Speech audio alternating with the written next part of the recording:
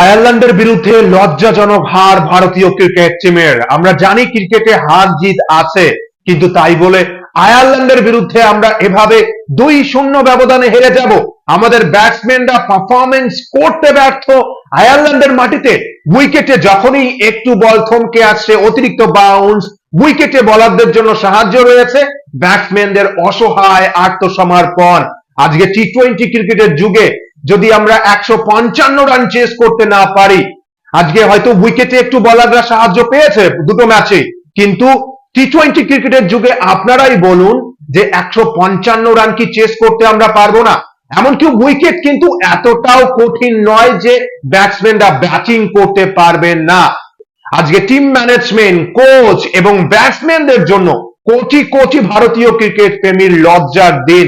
একদিকে আমাদের ভারতীয় মহিলা দল অস্ট্রেলিয়ার বিরুদ্ধে হেরেছে এবং 2026 টি-20 বিশ্বকাপ থেকে আমরা বিদায় নিয়েছি, এবং কেউ ভাবতে পারেনি যে আমরা আয়ারল্যান্ডের বিরুদ্ধেও এভাবে সিরিজ হেরে যাব।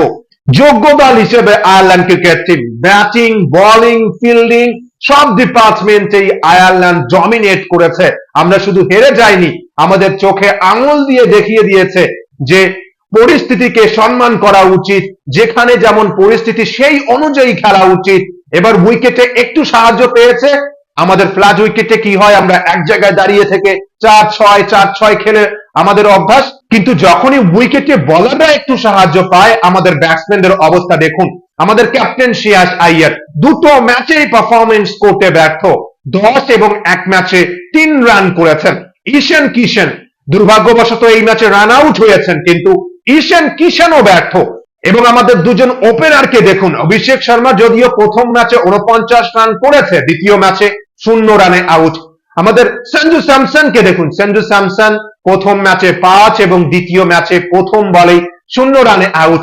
সঞ্জু স্যামসন দুটো ম্যাচেই জয় মুন্দ্রার বলে আউট হয়েছে, এবং প্রথম বলেই জয় মুন্দ্রা আউট করেছে সঞ্জু স্যামসনকে দুটো ম্যাচেই। এবং আমাদের ব্যাটিং ব্যর্থতা, টপ অর্ডার, শক্তিশালী ব্যাটিং অর্ডার, কিন্তু পারফরমেন্স দেখুন, কেউ পারফরমেন্স পরিস্থিতি অনুযায়ী একটু বুঝে যে খেলবে সেটা কিন্তু কেউ করতে পারেনি। আজকে এমন একটা দিন যে আমরা আয়ারল্যান্ডের কাছে 2-0 ব্যবধানে সিরিজে হেরেছি। 3 বছর পর ভারতীয় ক্রিকেট টিম টি-20 সিরিজে হেরেছে। নতুন ক্যাপ্টেন শ্রেয়াস আইয়ারের নেতৃত্বে আমাদের সূচনাটা কিন্তু ভালো হয়নি, এবং প্রথম দুটো ম্যাচেই আইয়ার ব্যাট হাতেও ব্যর্থ এবং ক্যাপ্টেন্সি নিয়েও একটু প্রশ্ন চিহ্ন রয়েছে।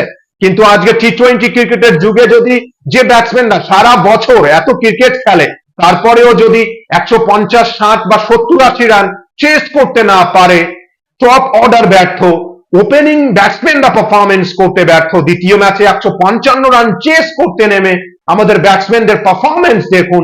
শুরুতেই প্রথম ওভারেই দুজন ওপেনার আউট, 0 রানে আউট। লজ্জার রেকর্ড ভারতীয় ক্রিকেটের জন্য, কিছু বলার নেই। কি মনে হচ্ছে আপনাদের, কেন আমরা এই সিরিজে হেরেছি? এই হারের জন্য কে দায়ী? কোচ, ক্যাপ্টেন, ব্যাটিং ডিপার্টমেন্ট নাকি বোলিং ডিপার্টমেন্ট? অবশ্যই আমাদের batting, bowling, fielding, coach, captain সবাই কিন্তু এই লজ্জাজনক ভাবে সিরিজ হারের জন্য দায়ী। এবার ইংল্যান্ডের মাটিতে কি হবে? বৈভব সূর্যবংশীকেও সুযোগ দেওয়া হয়নি, যদিও আমাদের অভিজ্ঞ প্লেয়াররা পারফরমেন্স করতে ব্যর্থ। বেশি কিছু বলবো না। আপনাদের মতামত কি, যে কেন ভারত এই সিরিজে হেরেছে? অবশ্যই আপনাদের মতামত শেয়ার করবেন কমেন্ট বক্সে।